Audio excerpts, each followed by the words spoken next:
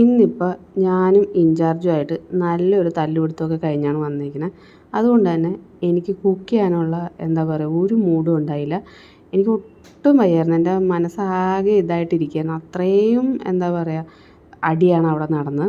അപ്പം ഞാൻ അപ്പം തന്നെ ബിജുവിനെ വിളിച്ച് പറഞ്ഞു, എനിക്കൊന്നും കുക്ക് ചെയ്യാൻ പറ്റത്തില്ല, എനിക്ക് പുറത്തുനിന്ന് എന്തെങ്കിലും വാങ്ങിച്ചു തന്നേ പറ്റത്തുള്ളൂ.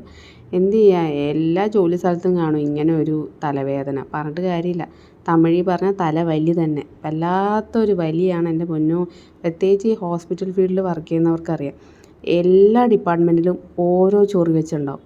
ഇതൊക്കെ ചൊറിഞ്ഞും മാന്തി ഈ പിള്ളേരെ അവസ്ഥ ആലോചിക്കുമ്പോഴാണ്, ഞാനും ഇത്രയും വർഷം എക്സ്പീരിയൻസ് ഉണ്ടായിട്ട് പോലും അവരുടെ ഇടയിൽ കിടന്ന് കഷ്ടപ്പെടുകയാണ്. അപ്പോൾ പിന്നെ പുതുതായിട്ട് വരുന്ന പിള്ളേരുടെ കാര്യം പറയാനുണ്ടോ. അതൊക്കെ പോട്ടെ. അങ്ങനെ ഞാൻ അതൊക്കെ കഴിച്ച് കഴിഞ്ഞിട്ട് ഇതിപ്പോൾ എൻ്റെ നാളത്തേക്കുള്ള എന്താ പറയുക ലഞ്ചിന് വേണ്ടി ഞാൻ ഉരുളക്കിഴങ്ങ് വേവിച്ച് വെച്ചതാണ്. അതാകുമ്പോൾ പിന്നെ രാവിലത്തെ കുറച്ച് പണി കുറയുമല്ലോ. പിന്നെ ഞാൻ പോയി നേരെ പാത്രം കഴുകി അത് കഴിഞ്ഞിട്ട് ഒന്ന് ഫ്രഷ് ആയിട്ട് വന്നു. അപ്പോഴേക്കും ഉരുളക്കിഴങ്ങ് റെഡി ആയിട്ടുണ്ട്. പിന്നെ ഉരുളക്കിഴങ്ങ് ഞാൻ അങ്ങനെ തന്നെ ഒരു പാത്രത്തിലോട്ട് തട്ടി അടച്ച് ഫ്രിഡ്ജിൽ കയറ്റി വെച്ച് കഴിഞ്ഞാൽ എൻ്റെ രാവിലത്തെ പകുതി പണി അങ്ങ് തീർന്നു കിട്ടും. കാരണം ഉരുളക്കിഴങ്ങ് വേവിക്കാനാണ് പാട്. അപ്പോൾ എന്തായാലും നിങ്ങളെപ്പോഴും ഈ വാല തുറക്കണല്ലേ കണ്ടിട്ടുള്ളൂ. ഇന്നിപ്പോൾ അടച്ചു. അപ്പോൾ ബായ്.